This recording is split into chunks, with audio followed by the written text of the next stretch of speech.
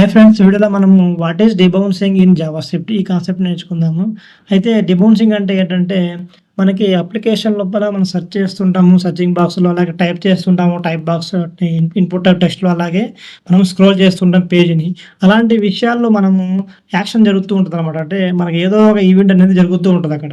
అలాంటి విషయంలో ఏంటంటే ప్రతిసారి ఈవెంట్ జరిగిన ప్రతిసారి కూడా మనము ఏపీఐ కాల్స్ అనేవి చేస్తూ ఉంటాం కదా!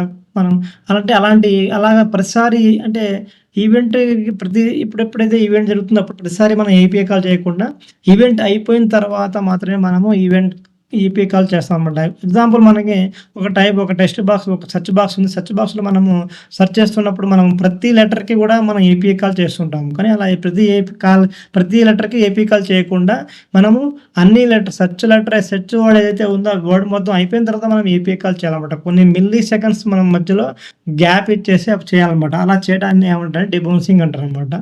సెర్చ్ బాక్స్‌లో గానివ్వండి, స్క్రోలింగ్ గానివ్వండి, ఇలాగ ఏదైనా సరే కూడా ఏపీఐ కాల్స్‌లో ఇలా మనం కొంత గ్యాప్ ఇచ్చేసి అంతా అంటే ఏదైతే మనం కావాలనుకున్నామో అది అయిపోయిన తర్వాత కొన్ని మిల్లీ సెకండ్స్ గ్యాప్ ఇచ్చి మనం చేయడం అనమాట. దాన్నే డీబౌన్సింగ్ కాన్సెప్ట్ అని చెప్పేసి అంటాం. ఇక్కడ మనం చూస్తున్నాము. ఇక్కడ మనం కోడ్ రాసాము. ఇన్పుట్ టైప్ టెక్స్ట్ బాక్స్‌లో ఇన్పుట్ ఐడీ తీసుకున్నాము.